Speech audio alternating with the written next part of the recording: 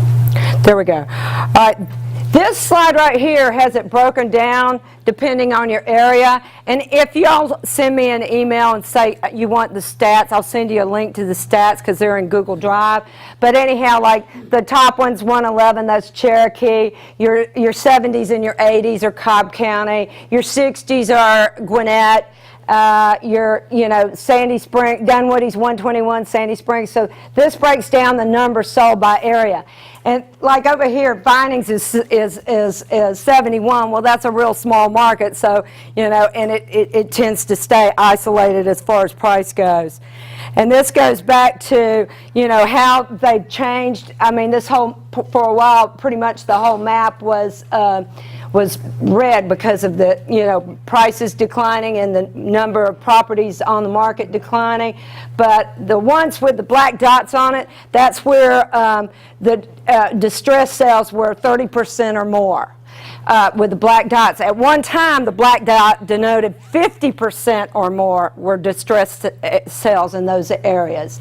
So, as you can see, parts of Gwinnett and Cherokee, you've got an increase in the number sold. All right, and this is changing number sold. Distressed sales. This goes back to, and actually the next chart's better because you go back to distressed sales.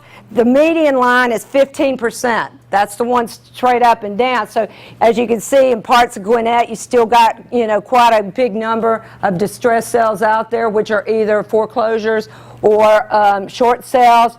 And in certain areas, like, if you want to buy a short sale, something distressed in Buckhead, Area 21, you got 0.4% of a chance of finding one, It doesn't exist, Same with, Sandy Springs. So,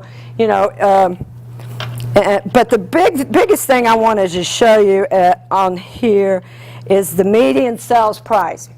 If y'all are going to be investors, you need to pay real close attention to this, because if you come over here and you look at, this is Buckhead right here.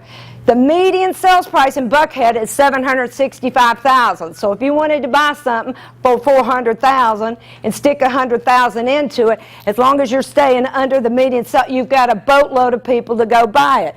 On the other hand, like this is Area 65 is in Gwinnett County. You got a median sales price of $140,000. So therefore, if you go buy something, you probably need to be buying it, at 60, 70, 80,000, because you need it, as long as you stay under your median, you've got a boatload of people buying it.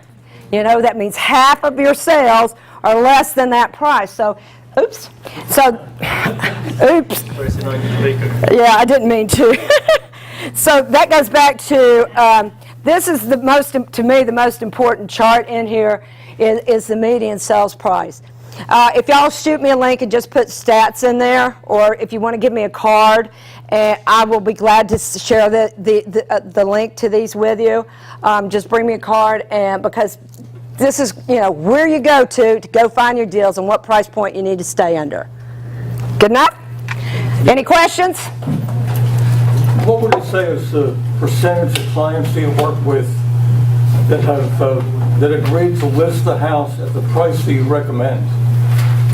Well, I would say probably 90%, because if they want to list it too high, either I'm going to have I'm going to get them to sign something up front that says, hey, if it's not sold in 2 weeks, we're reducing this price, or add that as a special step. And if it's not reduced, because, you're overpriced. Because now, when I started doing real estate, heck, we were lucky to have that thermal paper fax machine. I thought that was great, because then you didn't have to drive your car all over town to pick up a contract and deliver it. But most of the people listen to me because, why do they want to hire me if they're not going to, let me be the authority? Because I'm not here to waste my time or their time. Because now, if they don't price it right, it's costing them money too.